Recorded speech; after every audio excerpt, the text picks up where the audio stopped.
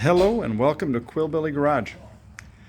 For this episode, we are going to take a look at my very first car. When I was 13 years old, I wanted a neat old car and wanted a project. And my dad helped me find this. It is a 1952 Riley RME saloon. This is a 1.5 liter engine. There was also a 2.5 liter model that was basically the same car but a little bit stretched in the front to make room for the larger engine, both of which were 4 cylinders.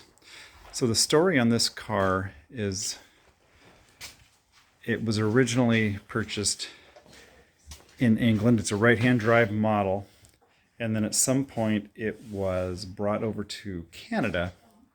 And then the gentleman that I bought it from, back in the 70s, he bought it up in Canada and drove it down to the United States.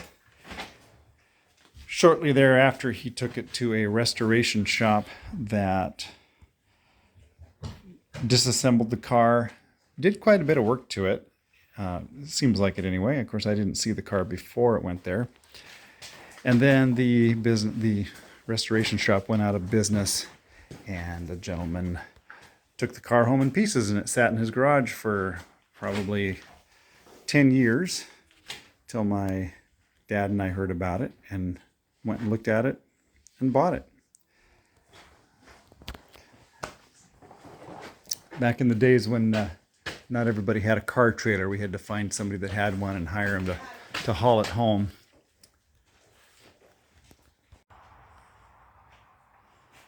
So the story, since I got the car, I did some work on it as a kid.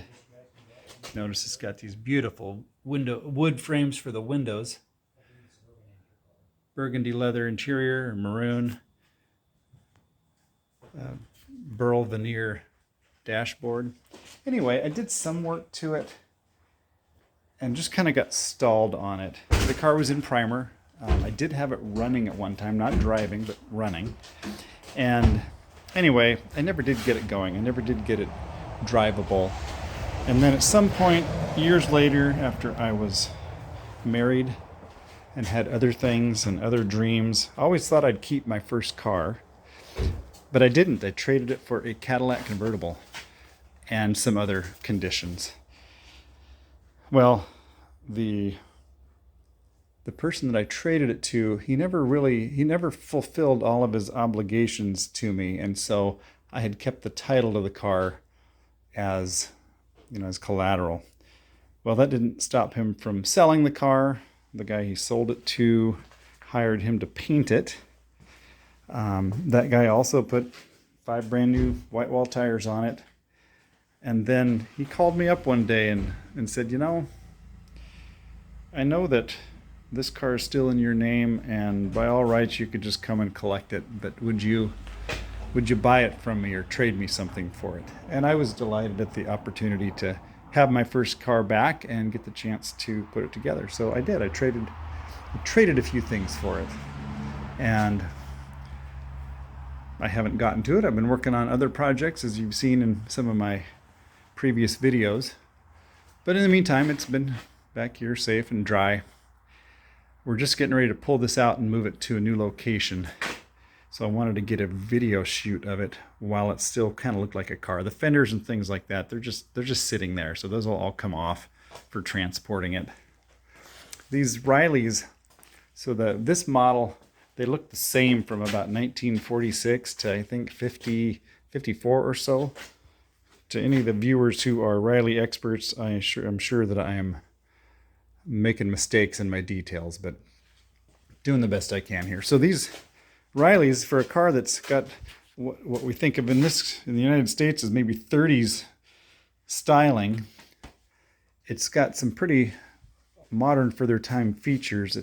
The engine is a dual overhead cam 4-cylinder.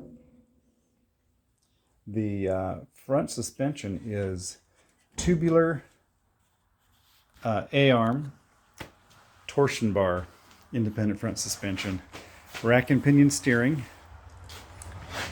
And what else?